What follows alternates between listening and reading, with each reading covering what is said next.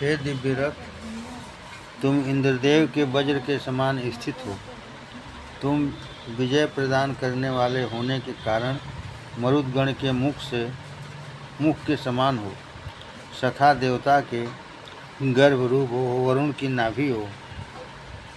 ऐसे तुम हमारे द्वारा प्रदत्त हवियों को प्राप्त कर सेवन करो। हे दुंदुभि, धावाधरा को गुंजायमान करो। अनेक प्रकार से विद्यमान जगत तुम्हें जाने।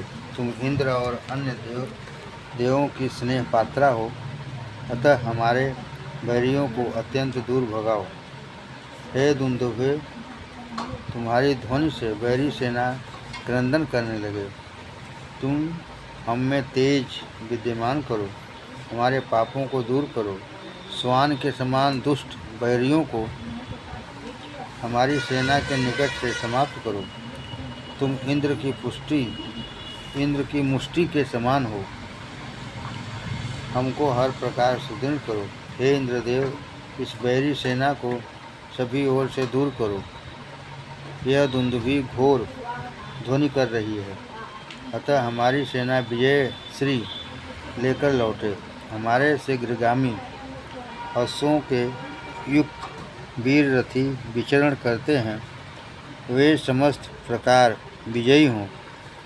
कृष्ण ग्रीवा पशु अग्नि संबंधी, मेषी सरस्वती संबंधी, पिंगल रंग पशु सोम संबंधी, कृष्ण रंग पशु पूषा संबंधी, कृष्ण पृष्ठ पशु बृहस्पति संबंधी, चितकबरा विश्वदेवा संबंधी, अरुण रंग वाला इंद्रदेव संबंधी, कलमश रंग के मरुदगण संबंधी, ढूढ़ांग पशु इंद्राग्नि संबंधी, अधोभाग श्वेत सूर्य संबंधी और एक चरण श्वेत और सर्वांग कृष्ण वरुण संबंधी हैं।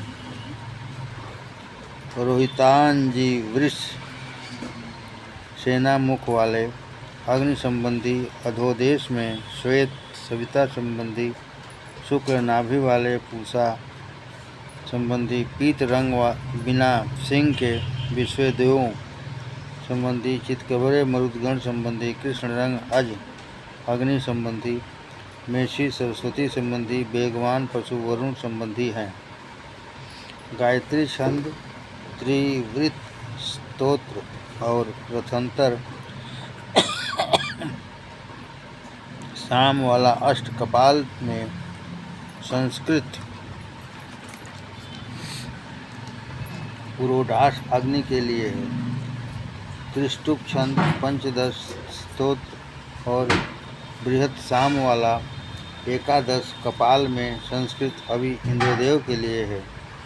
जगती छंद, सप्तदश स्तोत्र और वैरूप साम से वंदनीय द्वादश कपाल में संस्कृत हवि विश्वदेवों के लिए है, विश्वदेवों के लिए है। अनुष्टुप छंद, एकविंश स्तोत्र और वैराज शाम से वंदनीय दूध चक्र मित्रा वरुण के लिए है। भक्ति छंद, त्रिणव स्तोत्र और शक्कर शाम से वंदनीय चरु बृहस्पति के लिए है। कुशुड़िक छंद, त्रैत्रिंश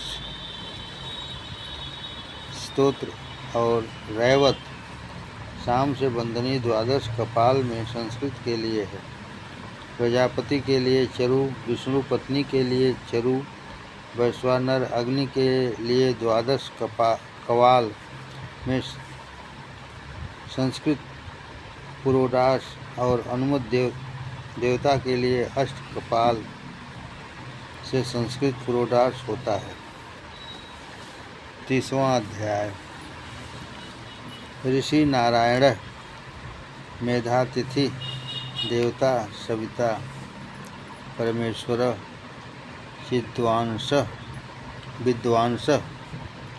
विद्वान ईश्वर राजेश्वर, छंद त्रिष्टुप गायत्री शक्वरी अष्टि, कृति घृति जगति। हे सर्व प्रेरक सविता देव, हमारी ऐश्वर्य बढ़ोतरी वाली इच्छा से परिपूर्ण और महान फल प्रापक यज्ञ को प्रेरित करो। यज्ञ के पोषक देव हमें यज्ञ करने की सामर्थ्य प्रदान करें। हे दिव्य रूप वाले गंधर्व देवता, तुम ज्ञान से परिपूर्ण मार्गदर्शन करने वाले हो, अतः हमको ज्ञान से परिपूर्ण करो। तुम समस्त प्राणधारियों के स्वामी हो, हमें वंदना करने में समर्थवान बनाओ। हे देव, हम पर हर्षित हो। उन प्रेरक सविता देव के तेज का हम ध्यान करते हैं, जो हमारी मतियों को सत्य कर्मों के निर्मित प्रेरित करते हैं। हे सर्व प्रेरक सविता देव, हमारे संपूर्ण पापों को नष्ट करो, हमारे प्रति कल्याण को प्रेरित करो। अद्भुत धनों को धारण करने वाले, धन का विभाग भक्तों को प्रदान करने वाले, मनुष्यों के कर्मों को देखने वाले सर्व प्रेरक सविता देव को हम आहूत करते हैं। ब्राह्मणों को परमात्मा, क्षत्रिय को पराक्रमी कर्म, वैश्य को मरुदगण का स्नेह, शूद्र को सेवा, चोर को अंधेरा, पराक्रमी को नारक, नपुंसक को पाप, खनिज को आक्रदेव, अनाचारी को काम, मगध को अतिकृष्ट सेवन के योग्य हैं, सूत को नृत्य, नट को गीत, सभासद को धर्म, घोर आकृति वाले मनुष्य को नरिष्ठा देवी, वाचाल को नर्मदेव, चंचल को हंस, स्त्रैण को आनंद, कुमारी पुत्र को प्रमथ, रथकार को मति और चित्रकार को धैर्य सेवनीय है। कुंभकार को तप के लिए, लोहार को माया के लिए, स्वर्णकार को रूप के लिए, बीज रोपने वाले को सुख के लिए, वाण बनाने वाले को सारभ्या देवी के लिए, धनुष्कार को हेति के लिए, प्रत्यंचा निर्मित करने वाले को कर्म के लिए, रज्जु निर्मित करने वाले को दृष्टि के लिए, व्याध को मृत्यु के लिए, श्वान को अंतक के लिए नियुक्त करना चाहिए। पवनज्येष्ठ को नदियों के लिए, निषाद को ऋक्षिकों के लिए, उन्मत्त को पुरुष व्याघ्र के लिए, व्रात्य को गंधर्व अप्सरा के लिए, उन्मत्त को प्रयुगों के लिए, चंचल चित्त वाले को सांपों के लिए, चंचल चित्त वाले को सांपों के लिए, जुआरी को पासों के लिए, धूत के अड्डों वाले को ईर्ष्यता के लिए, बांसों के बर्तन निर्मित करने वालों को पिशाचों के लिए और पत्तल आदि बनाने वालों को या तो धान की स्नेहता में नियुक्त करें। जार को संधि के लिए, उपपति को गृह के लिए, परिवित्त को आरती के लिए, परिविद को निर्वृत्ति के लिए, बड़ी बेटी के अविवाहित रहने पर छोटी बेटी को आराध्या देवी के लिए, वेश विन्यास से जीविका अर्जन करने वाली को निकृति के लिए, स्मर दीप्ति करने वाली को संज्ञान के लिए, उपसद को प्रकामोधा के लिए, रिश्वत लेने वाले को वर्ण के लिए और घूस देने वाली शक्ति को देव के लिए नियुक्त करना चाहिए। कुबड़े को उत्साद के लिए, बौने को प्रमद के लिए, अश्वयुक्त को द्वार देव के लिए, अंधे को स्वप्र के लिए, बहरे को अधर्म के लिए, चिकित्सक या वैद्य को शुद्धता के लिए, गणक को प्रज्ञान के लिए, शुकन जिज्ञासु को अशिक्षा के लिए, जिज्ञासु को उत्तर देने वाले को उपशिक्षा के लिए और प्रश्न विचारक को मर्यादा के लिए नियुक्त करना चाहिए। गज के पोषक को धर्म के लिए, अश्वपालक को जौ के लिए, गौ पालक को पुष्टि के लिए, मेषी पालक को वीर्य के लिए, बकरी पालक को तेज के लिए, किसान को ईरा के लिए, सुराकार को कोलाल के लिए, गृह पालक को भद्र के लिए, धन धारक को श्रेय के लिए, अनुक्षता को अध्यक्ष के लिए नियुक्त करना चाहिए।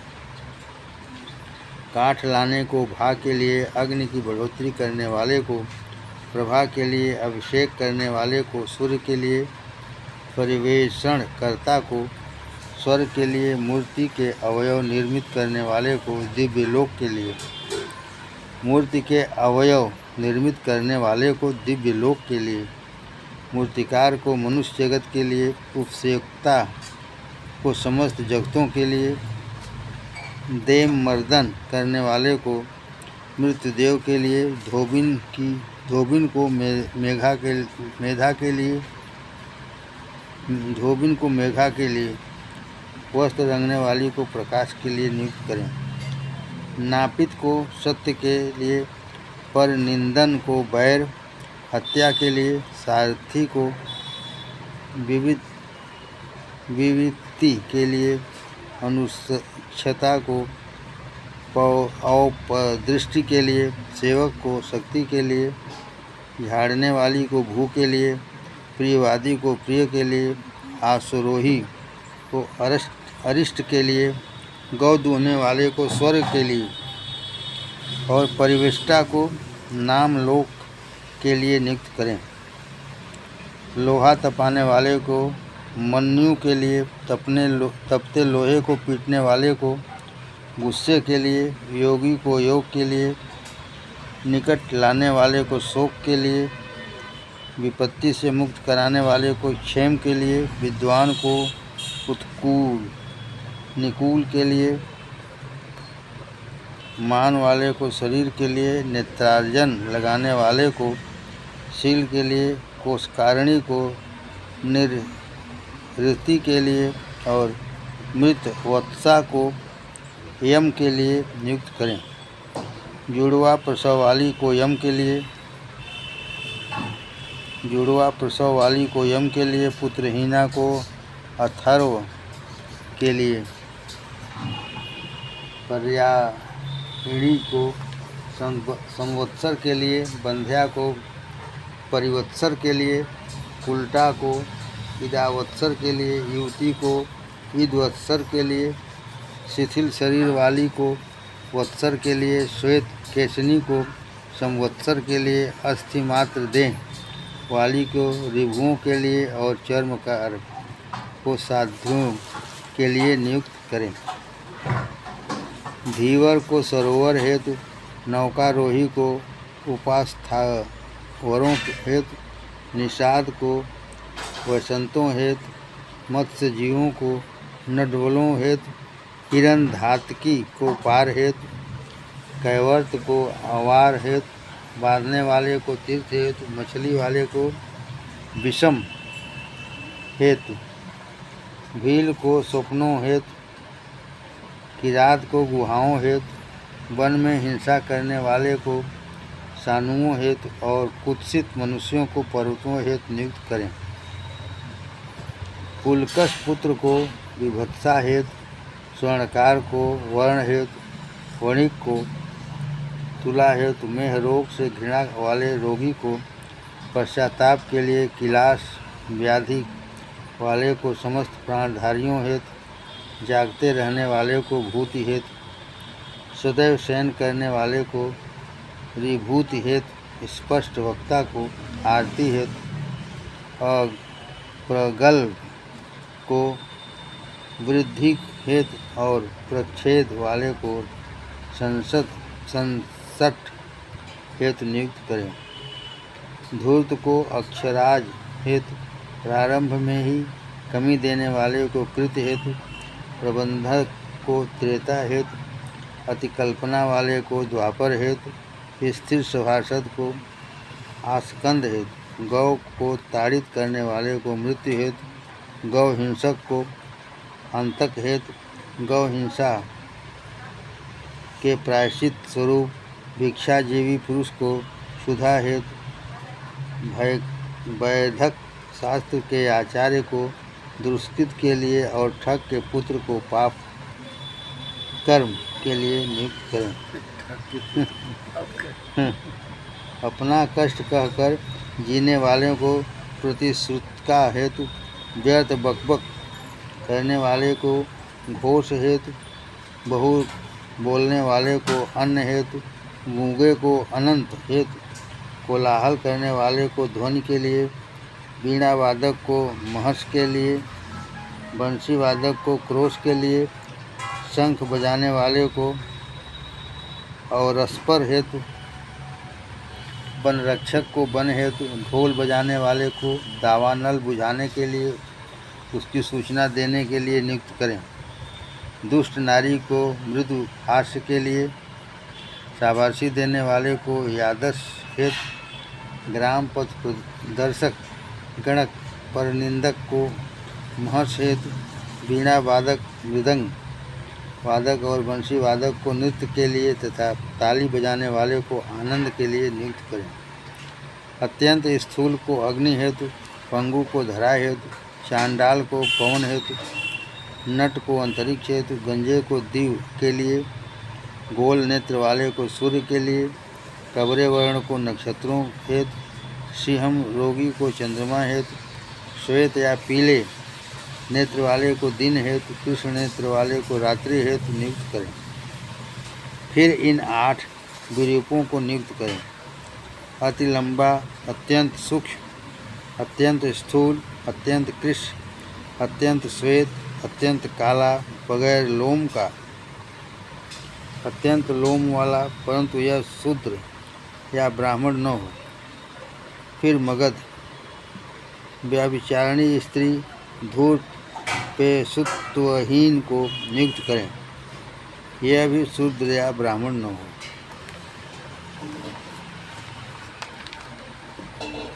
31वां अध्याय।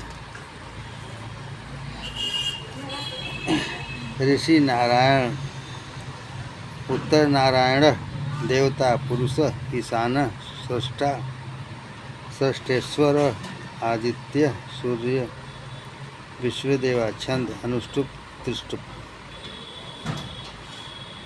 हजारों सिर, हजारों नेत्र वाले और हजारों चरण वाले यह परम पुरुष पंचभूतों को युक्त करते हुए इस अंगुली के समान प्रदेश को अतिक्रमण कर स्थित हुए हैं।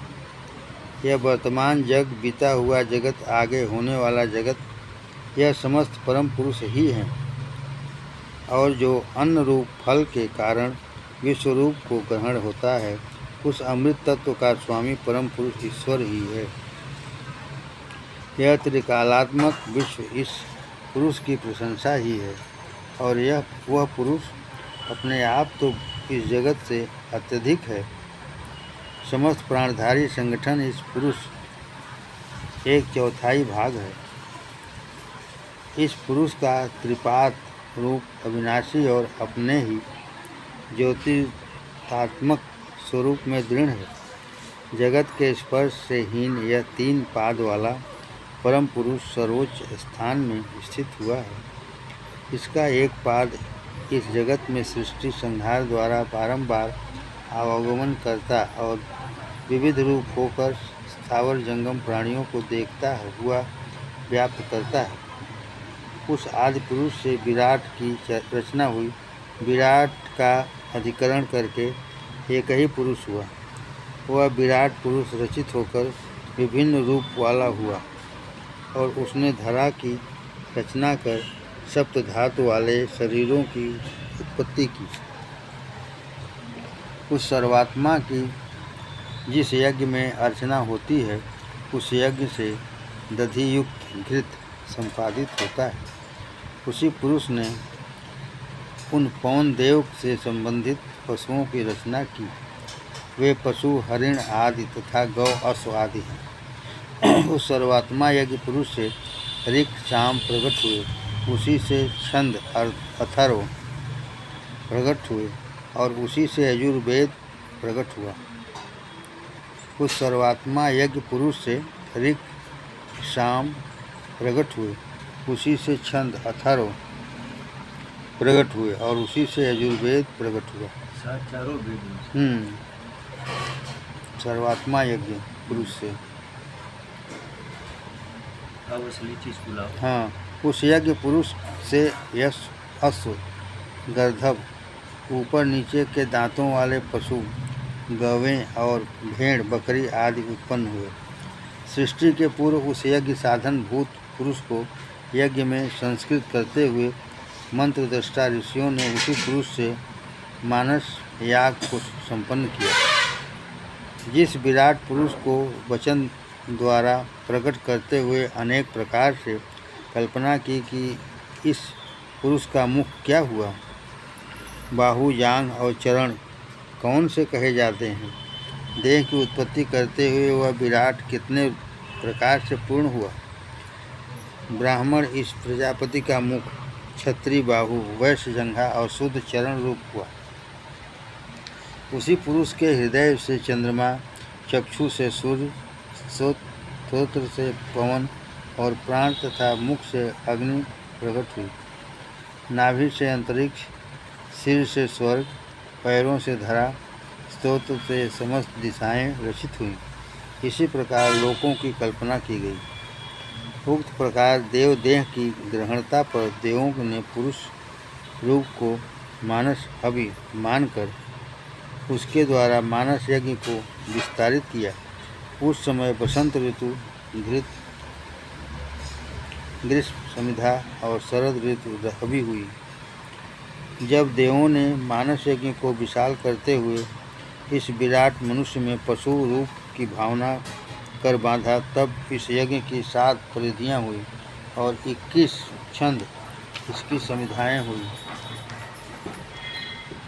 मानस यज्ञ के द्वारा देवों ने यज्ञ रूप प्रजापति की अर्चना की और वे धर्मधारकों में मुख्य हुए।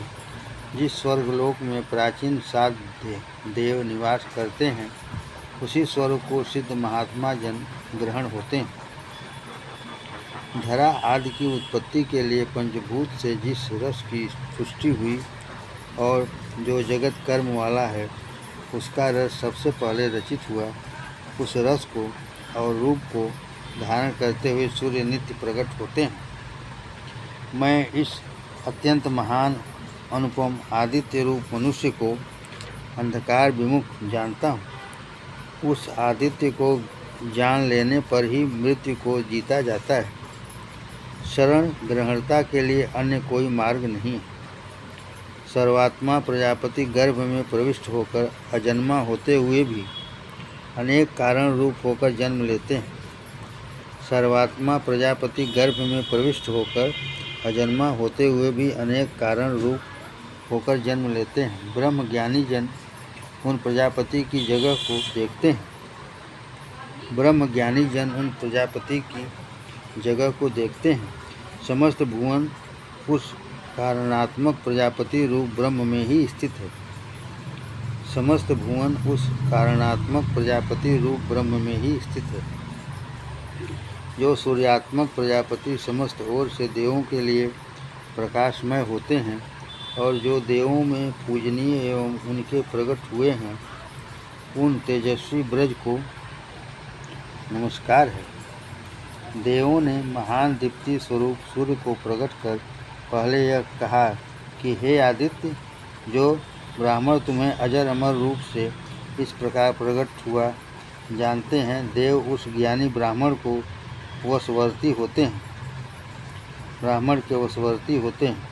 हे दीप्ति स्वरूप ब्रह्म, जो लक्ष्मी सभी को समृद्ध करती हैं, वह वैभव रूपा लक्ष्मी तुम्हारी पत्नी रूप है। हे दीप्ति स्वरूप ब्रह्म, जो लक्ष्मी सभी को समृद्ध करती हैं, वह वैभव रूपा लक्ष्मी तुम्हारी पत्नी रूप है। दिन रात दोनों तुम्हारे पार्श्व हैं। नक्षत्र तुम्हारा रूप और धावा धरा तुम में विद्यमान है। कर्म फल की अभिलाषा वाले तुम मेरे लिए परलोक की कामना करते हुए मुझे स्वतंत्र करने की अभिलाषा करो। 32वां अध्याय। ऋषि स्वयंभू ब्रह्म। मेधा कामः श्री कामः। देवता परमात्मा हिरण्यगर्भ परमात्मा आत्मा परमेश्वर विद्वान इंद्र परमेश्वर विद्वांसो विद्वाजानो छंद अनुष्टुप पक्ति त्रिष्टुप जगति गायत्री बृहति। अग्नि वही है, आदित्य वही है, पवन चंदा सुप वही है। जहाँ प्रजापति सर्वत्र विद्यमान भी वही है। अग्नि वही है, आदित्य वही है, पवन चंद्रा और शुक्र वही है। जहाँ प्रजापति सर्वत्र विद्यमान भी वही है। उसी विद्युत के रूप समान तेजस्वी पुरुष से समस्त काल प्रकट हुए। पुरुष को ऊपर इधर उधर या बीच में कहीं भी प्राप्त नहीं किया जा सकता, यानी यह प्रत्यक्ष नहीं देखा जा सकता। वह मनुष्य कोई मूर्ति नहीं है। उसका नाम ही अत्यंत महान, सबसे बड़ा विशाल उसकी कीर्ति ही है। यह विख्यात देव समस्त दिशाओं को विद्यमान कर स्थित है। हे मनुष्यों, सर्वप्रथम यही पुरुष प्रकट हुए हैं। गर्भ में यही स्थित होते हैं। जन्म लेने वाले भी वही हैं। समस्त पदार्थों में लीन और समस्त और मुख आकृति वाले भी वही हैं। गर्भ में यही स्थित होते हैं। जन्म लेने वाले भी वही हैं। समस्त पदार्थों में लीन और समस्त और मुख आकृति वाले भी वही हैं। जिनके पूर्व कुछ भी रचित नहीं हुआ, जो अकेले ही सभी लोकों में विद्यमान हैं। यह 16 कलात्मक प्रजापति प्रजा से सुसंगत हुए तीनों दीप्तियों का सेवन करते हैं। जिस मनुष्य ने स्वर्गलोक को बढ़ोतरी देने वाला निर्मित किया और भूलोक को धारण आदि तीर्ण किया, जिसने सूर्यमंडल को और स्वर्ग को स्तंभित किया, जो अंतरिक्ष में वर्षा रूप जल का रचनाकार है, हम उस देव को छोड़कर अन्य किसे हवि प्रदान करें। जिसने हवि रूप अन्न के द्वारा प्राणधारियों को अचंभित करने वाली सुंदर धावाधरा को प्रकट किया। इन दोनों के बीच में उदित हुआ सूर्य, जिसके प्रभाव से अधिक शोभा को पाता है, हम उस देव को छोड़कर अन्य किसके लिए हवि विधान करें। सृष्टि के रहस्य को जानने वाला ज्ञानी गुप्त जगह में निहित उस सत्य रूप ब्रह्म को देखता है। सृष्टि के रहस्य को जानने वाला ज्ञानी गुप्त जगह में निहित उस सत्य रूप ब्रह्म को देखता है, जिस पर ब्रह्म में यह विश्व घोंसले के रूप में होता है और यह समस्त प्राणधारी प्रलय काल में जिस ब्रह्म में लीन हो जाते हैं तथा सृष्टि काल में उसी से प्रकट होते हैं, वह ईश्वर समस्त प्रजाओं में विद्यमान है। रहस्य ज्ञाता विद्वान इस ईश्वर को उस अविनाशी और गुप्त जगह हमें निहित स्वरूप का वर्णन करता है। इसके 3 पाद गुप्त जगह में स्थित हैं। जो उन्हें जानता है वह पिता के भी पिता के समान होता है। जो उन्हें जानता है वह पिता के भी पिता के समान होता है।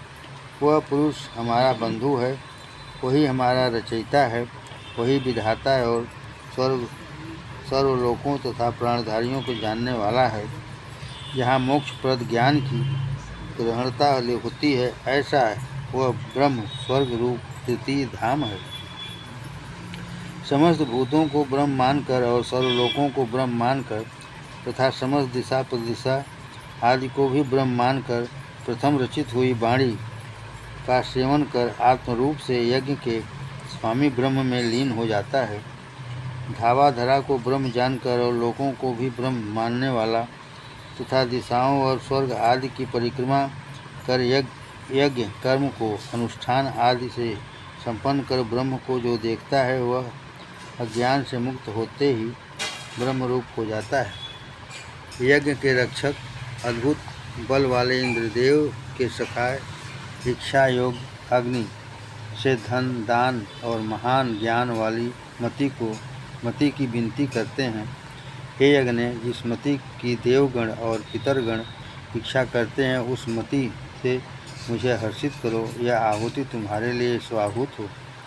वरुण देव तत्वज्ञान परिपूर्ण मति मुझे दें। अग्नि और प्रजापति मुझे मति दें। इंद्र और पवन मुझे मति प्रदान करें। धाता मुझे मति दें। यह आहुति स्वाहूत हो।